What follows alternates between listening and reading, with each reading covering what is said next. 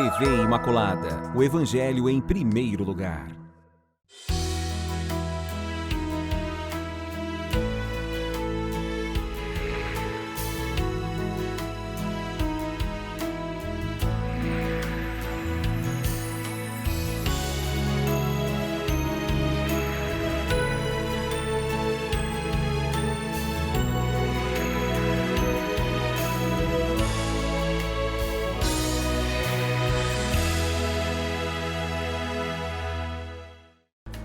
Olá, meus amigos, nós estamos aqui mais uma vez iniciando esse programa maravilhoso, Páginas da Bíblia, contando sempre com a sua presença, com a sua assiduidade, a sua pontualidade e fidelidade a este programa, que vai com certeza fazer uma diferença naquele conhecimento que você quer ter sobre as páginas sagradas da Santa Bíblia.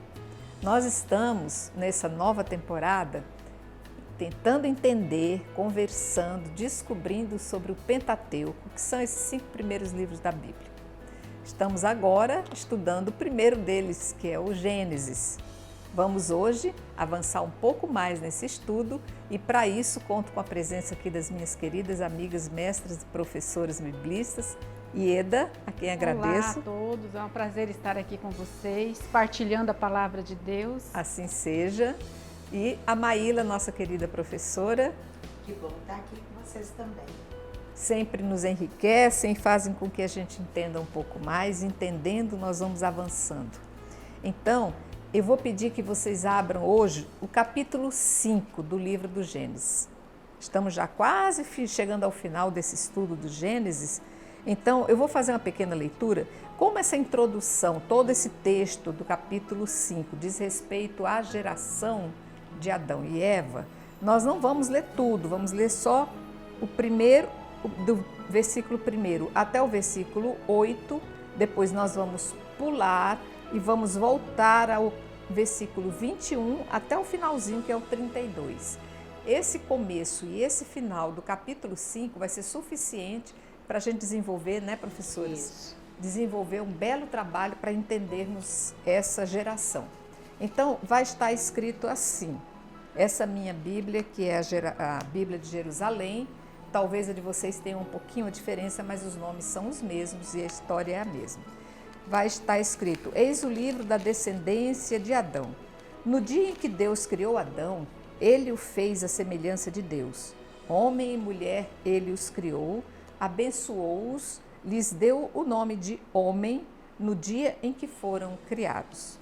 Quando Adão completou 130 anos, gerou um filho à sua semelhança, como sua imagem, e lhe deu o nome de Sete. O tempo que viveu Adão depois do nascimento de Sete foi de 800 anos e gerou filhos e filhas. Toda a geração da vida de Adão foi de 930 anos, depois morreu. Quando Sete completou 105 anos, gerou Enós. Depois do nascimento de Enós, Sete viveu 807 anos e gerou filhos e filhas. Toda a geração da vida de Sete foi de 912 anos. Depois morreu. Até aí, suficiente. Vou pular lá para baixo, no versículo 21. Quando Enoque completou 65 anos, gerou Matusalém. Enoque andou com Deus. Depois do nascimento de Matusalém, Enoque viveu 300 anos e gerou filhos e filhas. Toda a duração da vida de Enoque foi de 365 anos. Enoque andou com Deus, depois desapareceu, pois Deus o arrebatou. Quando Matusalém completou 187 anos, gerou Lameque. Depois do nascimento de Lameque, Matusalém viveu 782 anos e gerou filhos e filhas. Toda a duração da vida de Matusalém foi de 969, depois morreu. Quando Lameque completou 182 anos, gerou um filho, deu-lhe o nome de Noé, porque, disse ele, este nos trará em nossas tarefas e no trabalho de nossas mãos uma consolação tirada do solo que Yahvé amaldiçoou. Depois do nascimento de Noé, Lameque viveu 595 anos e gerou filhos e filhas. Toda a geração da vida de Lameque foi de 777 anos. Depois morreu. Quando Noé completou 500 anos, gerou Sem, Cã e Jafé. Vamos parar aqui para a gente começar a entender isso aí. Eu quero começar com a professora Ieda, para que me diga a primeira coisa que me vem à mente. Quem é que estava lá presente, escrevendo tudo isso aí para hoje a gente estar lendo? Então, primeiramente é importante a gente entender, né, que o autor, que a Bíblia não foi escrita por uma pessoa. Então, quem escreveu foram vários autores em tempos e épocas diferentes, né? E aqui nós temos uma história das origens. O livro do Gênesis é o livro do princípio de todas as coisas, inclusive da humanidade. Então, quem escreveu, quem estava lá, é uma história que foi contada de geração a geração. Né? Uma história que foi contada por um povo, o povo judeu, que escreveu o Pentateuco e que escreveu o Gênesis. Né? Então, para saber quem estava lá, não é um livro científico, que a gente vai dizer a data certa, o momento certo, aconteceu dessa forma. Né? Não, o autor sagrado, ele tem uma intenção ao escrever. E essa intenção aqui desse texto que a gente está no capítulo 5, que vai do versículo 1 até o 32, ele tem o objetivo de contar a história da sucessão das gerações. Você contar a sucessão das gerações, você contar a história, né, das gerações, das famílias, dos patriarcas anteriores ao dilúvio, que vai de um período, né, de Adão até Noé. Tá. Né? Então nós vemos aí, existe então um tipo de texto que vai ser, que a gente leu aqui, é um texto que ele é usado, né, para contar a história dos descendentes. E essa história, ela é contada de geração a geração. Então nós temos a descendência desde Adão. Adão, quais são os descendentes? Gerou 2 filhos que a gente viu na história de Caim e Abel. Né? O primeiro filho mais velho, Caim, e o mais novo, Abel. Caim, aí depois, no capítulo, terminando a história de Caim e Abel, logo em seguida, vai dizer como é que foi gerado as descendências de Caim e a descendência de Abel. Apesar de Abel ter sido morto por Caim, né, lá no capítulo 4, 25, vai dizer que Adão, né, conheceu a sua mulher e gerou Sete. Sete é essa descendência de Abel, né? É o filho que vem ocupar o lugar de Abel. E aí nós vamos ver nessa genealogia, logo que a gente termina a história de Caim e Abel, né, a gente vai ver a linhagem da descendência de Caim. Que Caim, ele é amaldiçoado, ele vai viver como errante. E ele vai ser o fundador da primeira cidade. Né? Então, Caim, ele vai gerar uma descendência ímpia.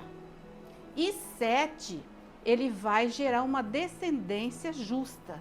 E aí, a partir do capítulo 5 aí dessa genealogia, nós vamos ver os descendentes da linhagem de Sete.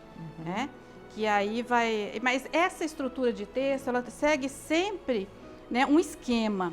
Primeiro, ele apresenta a idade do patriarca, né? O nome do patriarca, no caso, é Adão. Nós estamos falando de uma geração anterior ao dilúvio, que vai das origens da humanidade, do primeiro homem criado, Adão, até Noé. Então, ele segue sempre esse esquema, esse tipo de texto de genealogia.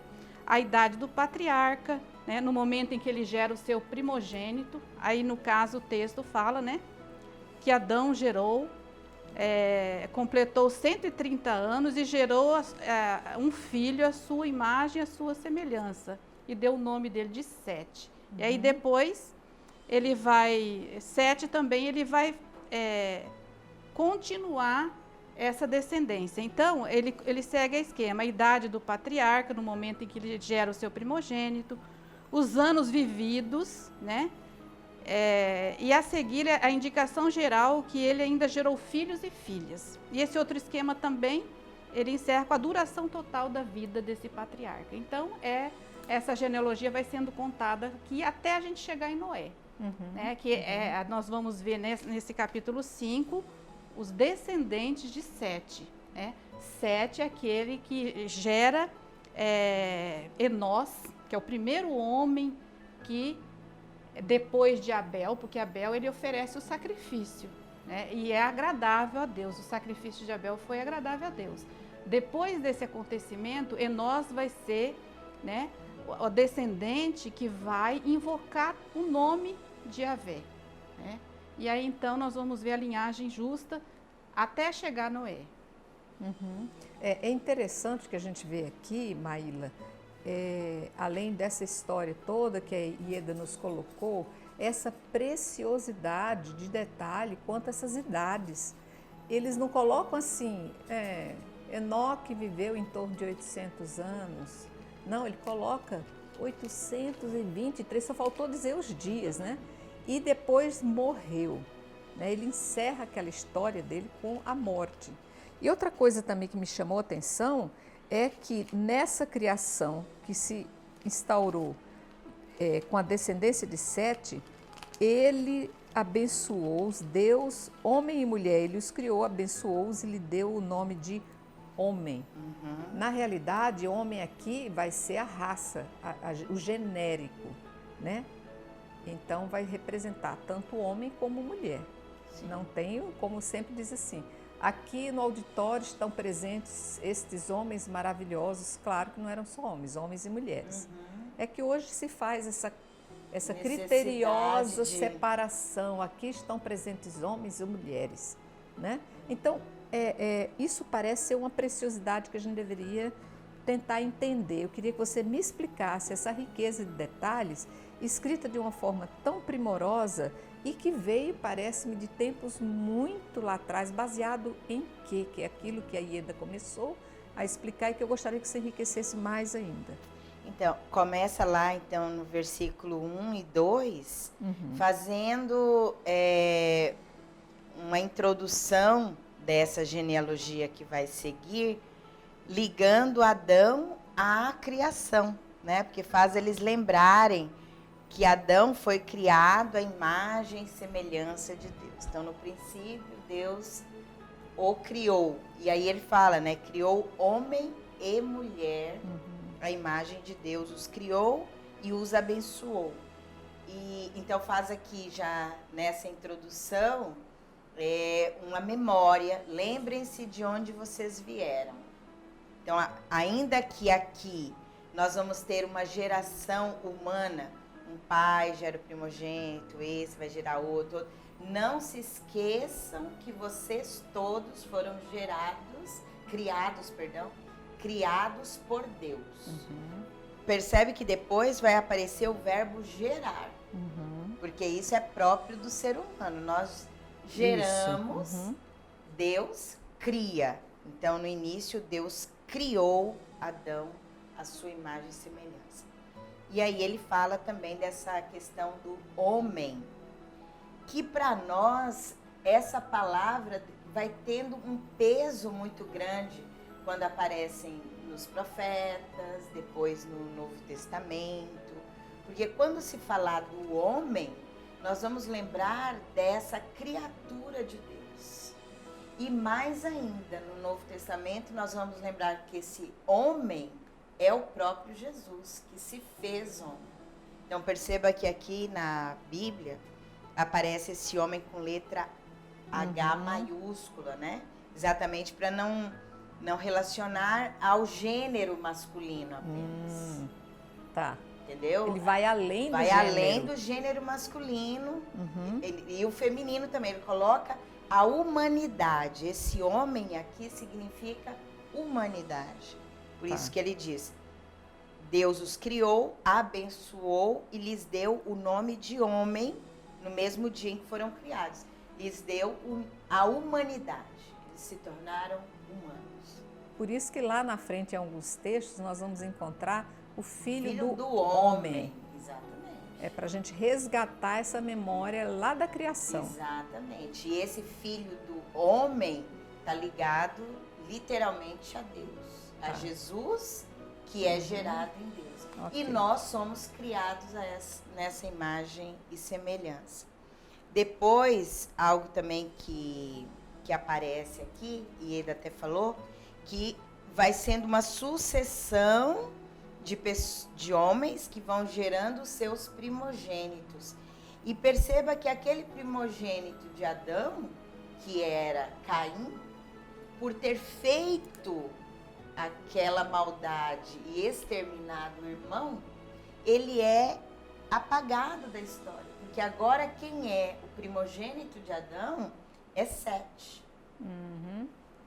Abel morreu, e quem entra, entre aspas, aqui no lugar de Abel é Sete. Então, o primogênito de Adão não é Caim, é Sete, porque é a partir dele que a história vai continuar.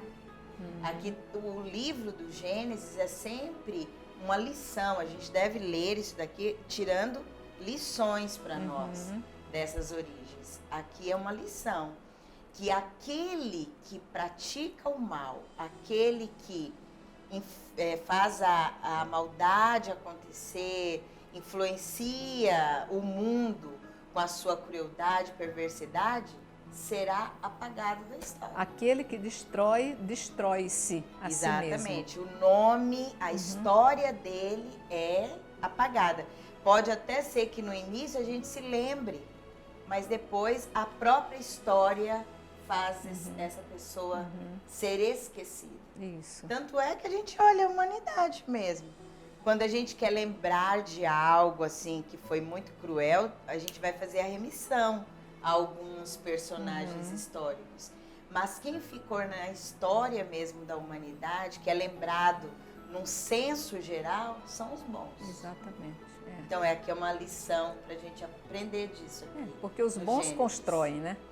E permanece na história. Maíla, a gente até conversava um pouquinho antes sobre isso, a suposição de como devam ter chegado até nós esses escritos. Quais são as possibilidades, quais são as teorias que se levantam? Então, você está falando, acredito na questão desses anos, Essa dessa riqueza idade, de detalhes. dessa riqueza de detalhes. Na verdade, tem muitas teorias aqui. Né? A primeira é que sustenta que realmente eles viveram toda essa quantidade de anos mesmo. E aqui a gente está falando de uma geração antediluviana, quer dizer, antes do dilúvio, antes de Noé. Tá. Então, eles viveram realmente muitos e muitos anos, além do que seria para nós normalmente o que se vive. Por quê? Porque eles tinham condições terrestres, biológicas de terem essa quantidade de tempo vivido na Terra. Essa é uma primeira teoria. Uma segunda é que o escritor bíblico, quando ele coloca aqui essa quantidade de anos que eles viviam e que não necessariamente seja da mesma forma como nós fazemos a contagem do tempo, ele estaria ressaltando a bênção de Deus. Quanto mais uma pessoa vive, mais abençoada ela é. Então, essa é mais sustentável para nós. Não que eles não tivessem vivido muito tempo mesmo, cronologicamente. Que isso pode ter acontecido mesmo. Mas a gente deve amparar muito mais nessa questão da bênção de Deus. Então, antes do dilúvio, mesmo com esses fatos isolados aí de Caim, Lameque, o povo tinha essa bênção de Deus e essa corrupção não estava, corrupção humana, a maldade, não estava ainda tão latente. Então, Deus ainda dava a eles a oportunidade de viver muito. E esse viver muito é uma bênção, que é um conceito que até hoje a gente tem. Quando a gente vê uma pessoa idosa, a gente diz, nossa, que bênção essa pessoa viver tanto tempo. principalmente se vive com saúde. Que a gente até coloca isso também, né? Viver com saúde. Nossa, essa pessoa é uma pessoa abençoada. Tanto é que a figura de um ancião, uma anciã, é sempre a ligação de uma pessoa com sabedoria, com experiência, alguém que realmente foi acumulada com essas bênçãos, pode ver a vida que partiu dela se perpetuar nos filhos, nos netos, nos bisnetos, e até isso que mostra aqui. Por isso que para nós às vezes é tão enfadonho ler genealogias aqui na Bíblia, mas ela tem esse cunho de perceber assim, para eles do Antigo Testamento, eles não tinham ainda essa noção de vida eterna, como nós temos. A vida não vai terminar aqui, a vida vai continuar em Deus. Mas para eles não tinham essa revelação. Então, como eles perpetuavam a vida em se manter vivos nessa terra? Através dos filhos. Então, por isso, gerar muitos filhos e viver muito. Enquanto vivemos, é sinal que essa bênção de Deus está acontecendo. E a gente... Né? E essa questão completa. da longo tempo de vida que a gente percebe, né? Antes de Adão até Noé, o homem vivia... Adão, a Bíblia diz que viveu 930 anos. Então também está, igual a Maíla falou, está relacionado com o progresso do pecado. Né? À medida que o pecado, né, a corrupção aumenta na humanidade, essa quantidade de tempo vivido, essa bênção vai diminuindo. Sim. Então, de Adão até Noé, ele vai viver entre 700 a 1000 anos. Né? De Noé até os patriarcas, de 200 a 600 anos. E na época dos patriarcas, no máximo 200 anos. Hoje, então... Hoje... menos ainda. Por isso que é interessante essa questão, que tem um trecho, eu anotei aqui, em Marcos, capítulo 13, versículo 18 até o 20, quando ele fala da questão da vigilância que nós temos que ter, andar na justiça e ser vigilantes, fala assim: rezem para que isso não aconteça no inverno, porque nesses dias haverá uma tribulação como nunca se houve, desde o início da criação feita por Deus até agora. Se o Senhor não abreviasse esses dias, ninguém conseguiria salvar-se. Mas ele abreviou aqueles dias por causa dos eleitos que ele escolheu. Então, nessa perspectiva aqui, viver muito num mundo de pecado, dessa corrupção, desse afastamento de Deus, é até um perigo viver muito. Então, Deus abrevia o nosso tempo até para que a gente não tenha a possibilidade de pecar mais. Para que a gente não se exponha. Não se exponha, não peque mais e procure que seja 80, 70, no máximo 100 anos, ser o menos possível alguém afastado de Deus. Contaminado, digamos assim. Por sinal, essa semana saiu a notícia de que a mulher mais idosa do mundo faleceu com 119 anos. Então, é né? uma Realmente exceção no meio de todos. Correu um grande risco de se expor ao mal, que Deus a tenha protegido. E eu vou, enquanto a gente reflete isso, eu vou pedir um pequeno intervalo, já voltamos.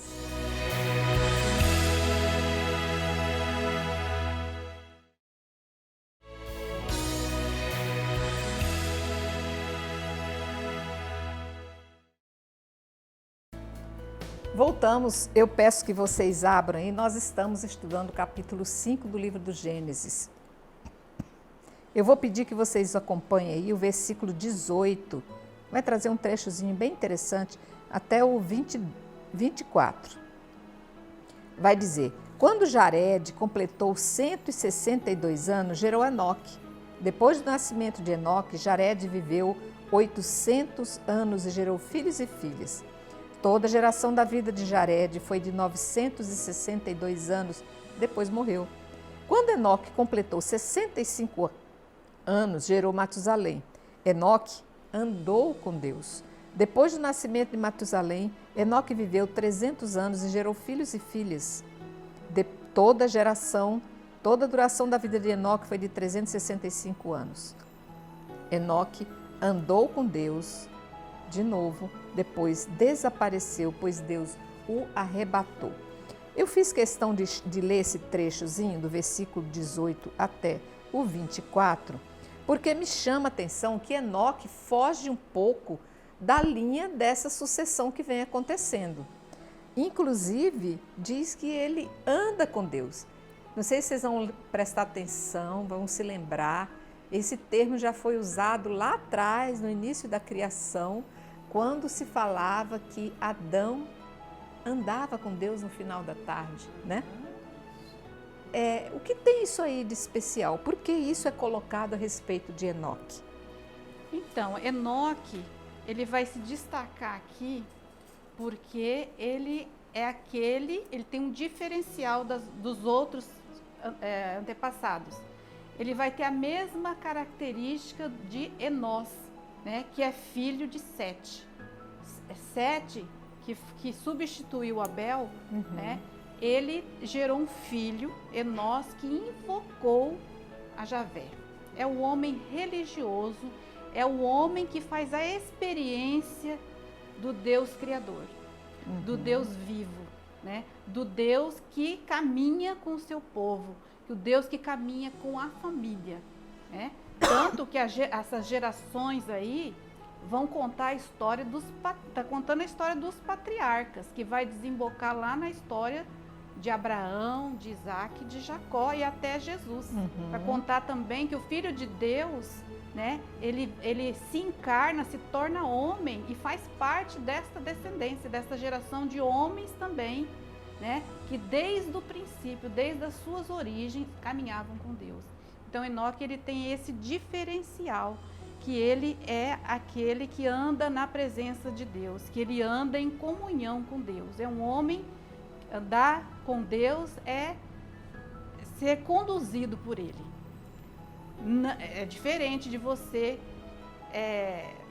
andar com Deus, você caminha com Deus. Não Deus caminha com você, é você que caminha com Deus. Certo. Então, é um homem que se submete, né, aos limites de Deus, porque desde do pecado original, o homem transgride as normas.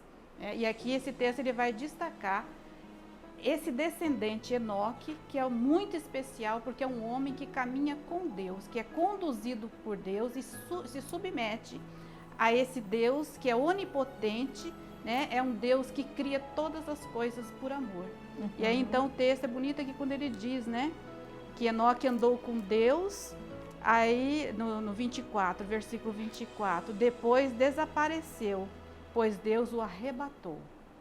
Então, assim também como o profeta Elias, né, um profeta poderoso também que se destaca, ele foi arrebatado. Não fala que ele morreu, né? Tá. Porque os homens que caminham com Deus, né, tem aí, Deus os conduz, não ao fim, né, mas, não à morte, mas à vida plena. Então, é muito bonito quando ele destaca Enoque aqui, porque Enoque é esse homem, né? Jesus vai ser descendente dessa geração, desde aqui Adão, né, desde Sete, né, e aí vai criar uma geração que é uma geração de homens abençoados, homens religiosos, homens que se submetem, né, às leis do Criador. Né. Por isso que quando na genealogia aqui do capítulo 5 aparece tanto a figura, a palavra, né? Fulano tinha tantos anos, gerou um filho, Isso. viveu tantos anos, morreu. Isso. Né? É uma história sequência que se repete. Né? Tem ideia de cadência, né? Isso, é uma cadência. Para que não houvesse uma alteração. Todos seguiam o mesmo ritmo. Exatamente. Fulano, a quantidade de anos, a geração do filho e morreu. Para lembrar que a morte, ela entrou na história humana. Ela não fazia parte da história humana, mas ela passou a existir no momento em que nós desobedecemos a Deus, que é o capítulo 3 que aparece aqui no Gênesis, né? A origem do mal e o que nós fizemos como desobediência gerou em nós a morte, que Deus já havia alertado, que não deveríamos desobedecê-lo, ao contrário, nós morreríamos. Então aqui, quando todos os momentos aparece a figura da morte, está fazendo a gente lembrar dessa consequência que o pecado trouxe. Por isso que fala lá na carta, né, de São Paulo, a consequência do pecado é a morte. O salário, o pagamento do pecado é a morte. E aqui, Enoque, ele se diferencia, como o Ieda colocou. Ele dá a entender no texto, ele não morreu, mas esse que anda com Deus, Deus o preserva da morte. Nem sempre da morte física que está sendo destacado, mas ele permaneceu com Deus. Aqui já nos dá até uma prefiguração da ressurreição e da eternidade. Porque mesmo que nós passemos pela morte física, e vamos passar por ela, é a primeira morte, quem permanecer e andar com Deus, também estará com Ele, também será arrebatado, que é esse céu, que é essa eternidade. Então aqui já nos dá essa lição, de que lado a gente quer estar, né? E o projeto de Deus não é um projeto de morte, é um projeto de vida. Deus criou todas as coisas para que tivessem vida, né? Inclusive o ser humano, que é a criação de toda, que é a coroação de toda a criação. Então, desde o começo, então, a gente vai percebendo aí, né, essa sinal de vida. É o Deus da vida, o Deus que nossos descendentes, né, da primeira humanidade, é o Deus criador, é o Deus da vida. E aqui eu queria só chamar a atenção, voltando um pouquinho, no versículo 1 ainda, no finalzinho do 1, ele diz assim, né, que no dia em que Deus criou Adão, ele o fez à imagem e semelhança de Deus. Tanto o homem como a mulher, Deus os criou à sua imagem e semelhança. E aí no 3 ele vai dizer que também que Adão, ele passou aos seus descendentes essa imagem e semelhança de Deus. Ali no 3 ele diz, quando Adão completou 130 anos, gerou um filho à sua semelhança, como sua imagem, e lhe deu o nome de Sete. Então essa imagem e semelhança que Adão foi criado, não lhe foi tirado por causa do pecado, né? Mas ele vai passar essa imagem e semelhança divina aos seus descendentes, né? Essa imagem e semelhança significa o quê? Que todo ser humano, toda vida do homem, ele é sagrado, né? Porque ele foi feito à imagem de Deus. Então é interessante aqui. E aí você poderia até continuar para a gente encerrar esse pedacinho aí que vai levar até Noé, né? Essas descendências que vão chegar até Noé. Qual o trecho 28. Que você quer que eu leia? É do 25 até o 32, né? Pode ser. 32. Que aí a gente vai ver a outra geração, que é a geração de Noé. Quando Matusalém completou 187 anos, gerou Lameque. Depois do nascimento de Lameque, Matusalém viveu 782 anos e gerou filhos e filhas. Toda a geração da vida de Matusalém foi de 969 anos, depois ele morreu. Quando Lameque completou 182 anos, gerou um filho. Deu-lhe o nome de Noé, porque, disse ele, este nos trará em nossas tarefas e no trabalho de nossas mãos uma consolação tirada do solo que Yahvé amaldiçoou. Depois do nascimento de Noé, Lameque viveu 595 anos e gerou filhos e filhas. Toda a duração da vida de Lameque foi de 777 depois morreu. Engraçado, aqui Lameque vai viver 777 anos, depois vai morrer.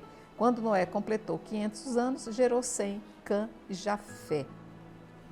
É interessante essa geração, porque eu vejo as nossas gerações hoje exatamente isso.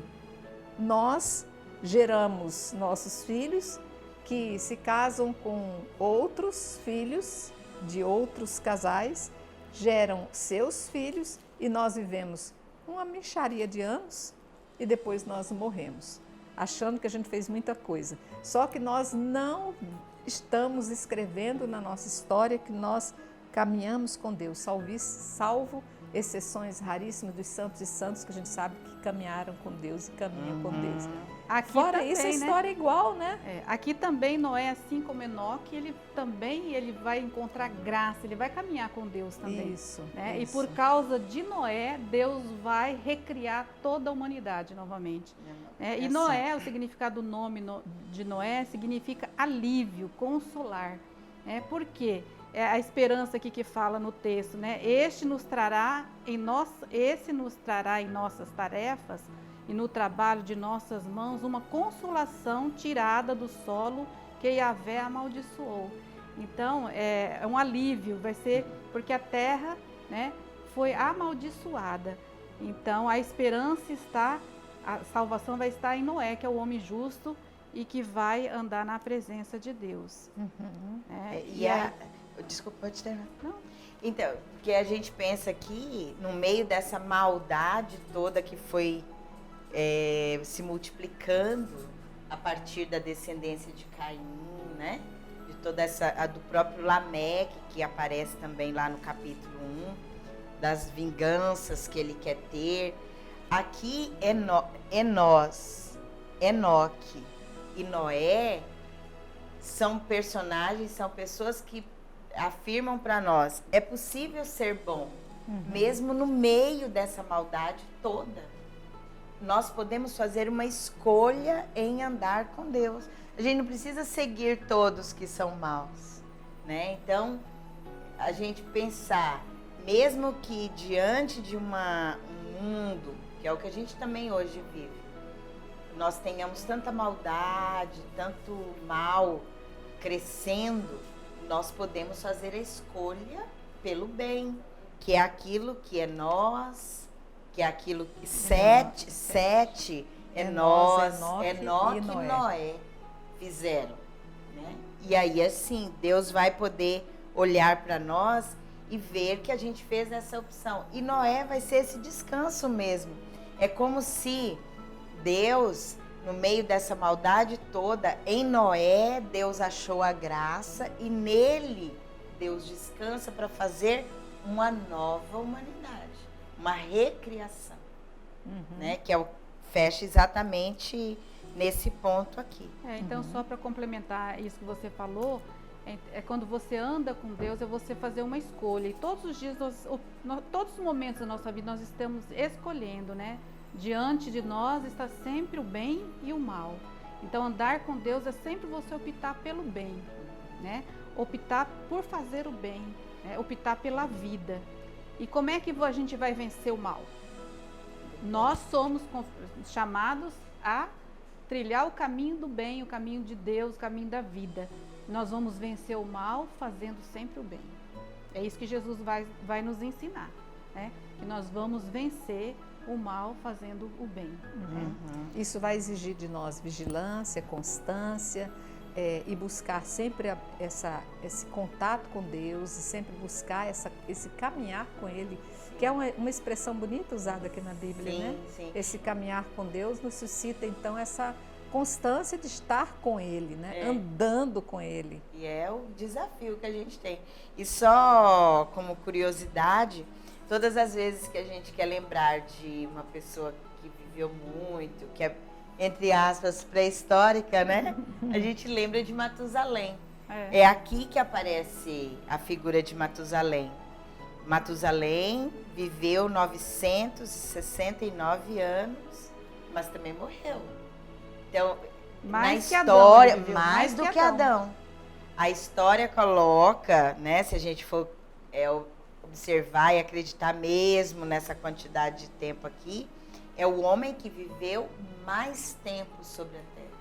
Né? Então, por isso que fala assim, você é como Matusalém, que viveu muito, né? Está vivendo muito.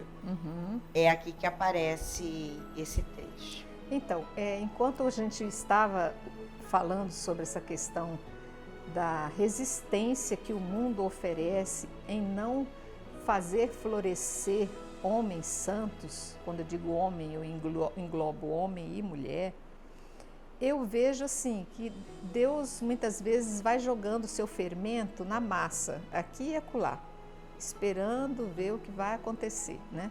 De repente essa massa começa a fermentar e a gente vê Sete, Enós, Enoque, Noé, que quer dizer descansou, a massa ficou pronta, descansou, fermentou, está pronta. Vem mais um alimento aí para ser oferecido à humanidade em termos de grau de santidade, de conhecimento, de bênçãos, porque essas pessoas que caminham junto com Deus trazem para nós esse fluxo de santidade que contamina, contagia.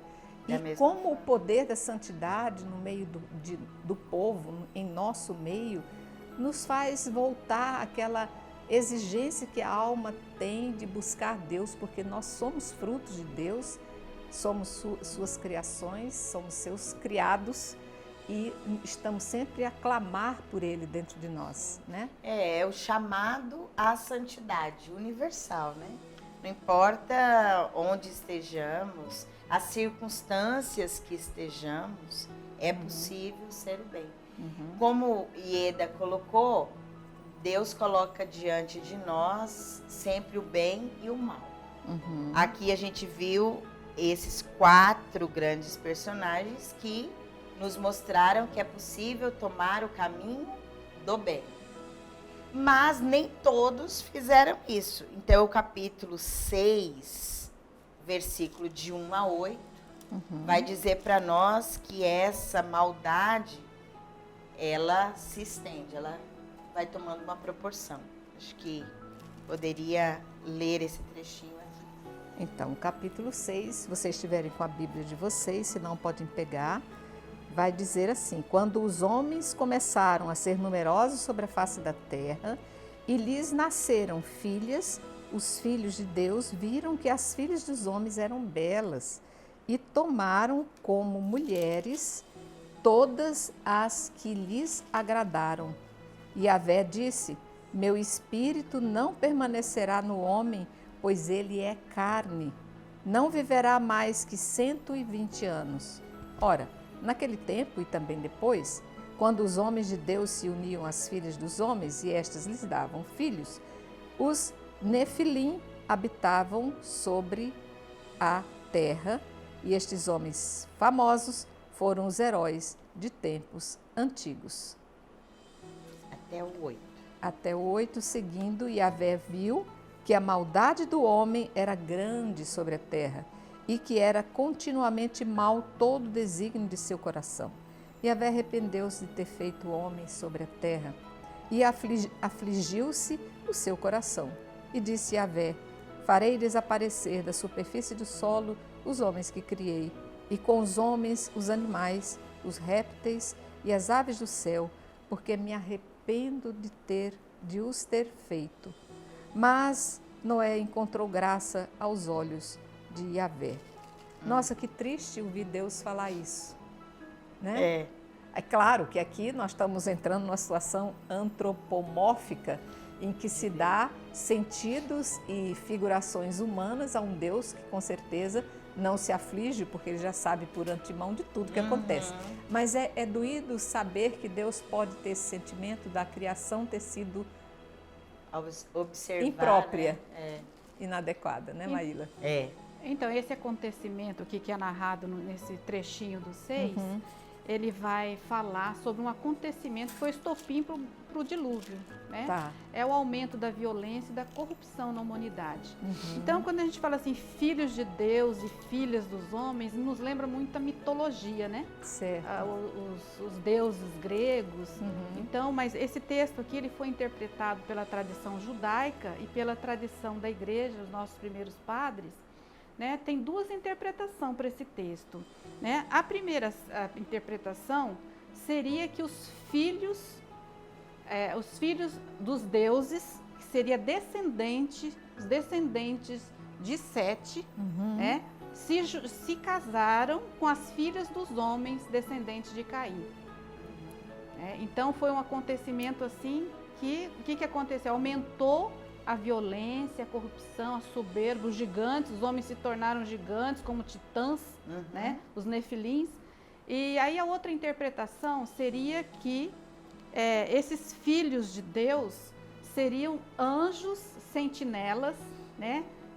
Rebeldes, decaídos, que se tornaram homens, tomaram a forma humana e se uniram, né, às filhas dos homens e criaram uma geração corrupta e violenta.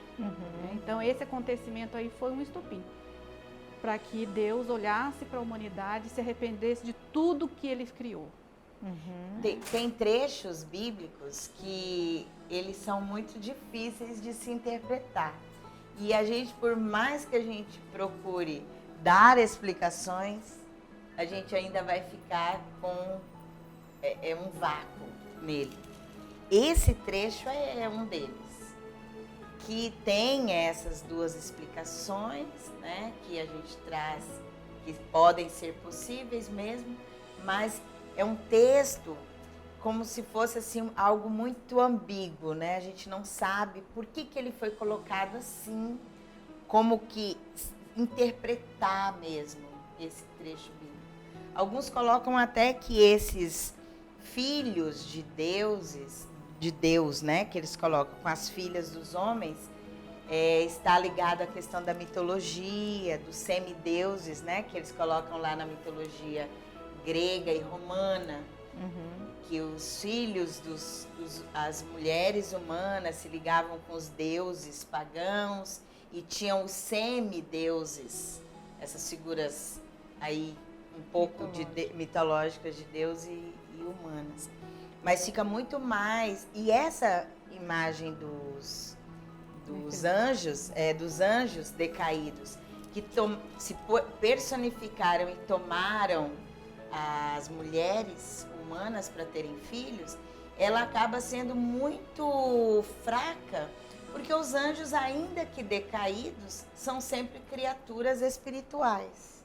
Eles não têm matéria, eles não têm aquilo que é próprio humano para gerar uma vida. Né? Então está muito mais ligado mesmo a essa corrupção, essa ligação entre os filhos da descendência de Sete, que são os filhos de Deus, que acabaram se ligando e se misturando nos casamentos com as filhas da geração de Caim, que é essa geração aí dessa serpente. Né? E nessa mistura, eles realmente foram se afastando totalmente do amor de Deus, daquilo que Deus queria para a humanidade, a ponto dessa maldade, dessa corrupção do coração humano ser de tal maneira que Deus olha e fala: o que eu vou fazer agora? E esse texto também nos lembra muito, né, do primeiro pecado de Adão e Eva, que é querer ser como Deus. Né? Então parece que aqui o orgulho, a soberba, né, dos filhos de Deus, né, quer dizer, o desejo do homem ainda de ocupar o lugar de Deus. Exatamente, por isso se tornam gigantes, né? A soberba, uma pessoa soberba, orgulhosa, ela se agiganta, ela se acha autossuficiente, grande no mundo, a ponto de afrontar a Deus. Né? Então, acaba sendo aí algo que leva Deus aqui nessa personificação dele a olhar e dizer: essa humanidade se corrompeu, ela não tem mais o que eu fazer com ela para acertar, tenho que recomeçar. Não tem assim, quando nós aqui somos professora, você também é da área da educação, tem coisas que a gente tá lá, escreve, erra, apaga, tem hora que não dá mais fazer aquilo. Você fala: vamos começar, vamos pôr uma folha nova, começar de novo. Assim é Deus aqui, que muito pedagogicamente faz isso conosco, né? Muito pedagogicamente, colocando Deus assim numa situação muito impotente, como se isso pudesse acontecer com ele. É claro que toda a sua criação terá sempre um resgate, porque o Senhor já previu e na sua onisciência, onipresença, ele já sabia disso e já tinha uma resposta para tudo isso. Mas enquanto isso, enquanto os homens escrevem, nós vamos entendendo e assim nós vamos assimilando e nos vendo nessas histórias, né? Porque, gente, assim nós terminamos esse nosso programa de hoje, mas dizendo que essa história belíssima não acaba aqui. Eu conto com vocês sempre no nosso próximo programa. Próximo programa nós vamos ver a história de Noé, o dilúvio, toda essa forma com que Deus vai resolver esse problema criado aqui nessa história de hoje. Então, vocês estão convidados, cenas dos próximos capítulos. Agradeço as nossas mestras que nos conduziram e ensinaram, e estaremos aqui com vocês no próximo programa Página da Bíblia. Por isso, salve Maria Imaculada e até lá. Salve Maria Imaculada.